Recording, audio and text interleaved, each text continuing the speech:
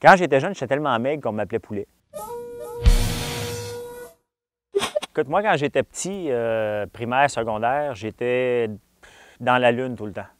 J'étais toujours limite à me faire chicaner ou l'école était facile, donc je m'ennuyais à mourir. Donc j'allais en classe, mais je faisais des inventions. J'essayais d'inventer tout le temps. J'étais toujours dans la lune, donc j'étais lunatique, mais j'avais toujours des bonnes notes. Bien, étant donné que j'avais beaucoup de temps à passer, à tuer je pensais toujours à des mauvais coups, mais tu sais, jamais des mauvais coups pour me mettre dans le trouble. Toujours des petites affaires pour niaiser, déstabiliser, poser la question piège au prof pour qu'ils se disent le petit C, là, tu sais. J'avais pas de jouet préféré quand j'étais petit. Mon père avait l'ancêtre des Dollarama, ça s'appelait les 5, 10, 15. Puis c'était à mon grand-père et mon père avait ça aussi. Et moi, la seule chose que je voulais, c'est d'avoir les jouets cassés pour les remonter. J'ai jamais fait de devoir avant d'arriver à l'université. Puis j'ai eu toute une leçon rendue à l'université. Les maths, à un moment donné, il faut travailler. Là. Tu sais, le calcul intégral, c'est pas quelque chose que tu connais d'emblée. Là. Fait que j'ai coulé mon premier cours à vie à l'université. Puis ça m'a donné un coup de pied dans le derrière pour dire « OK, c'est fini le niaisage. Là, on va étudier. » Le free ride était terminé. Là. Les filles m'ont toujours dérangé, mais j'avais pas le physique de l'emploi. Donc, je mesurais 6 pieds, la même grandeur. J'ai grandi rapidement, mais le poids n'a pas suivi. Puis, on rajoute des lunettes puis des boutons. Donc, j'étais le garçon fin. Tu sais? Puis pourtant, je pense pas que j'étais si gentil que ça, mais je pense que c'est une façon de se débarrasser de moi. Je suis très perfectionniste. Pour moi, il y a une seule ligne entre deux points, puis c'est la ligne droite.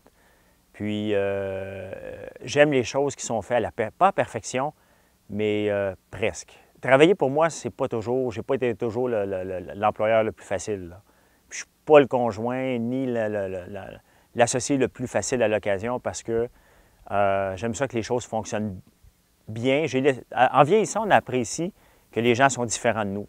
Mais en étant jeune, je ne comprenais pas. Non, j'ai lu plusieurs livres, mais il n'y a pas de grands livres vraiment qui m'ont marqué. J'ai pas vraiment d'idole ou de personnes que je peux dire « wow » ou des phrases typiques.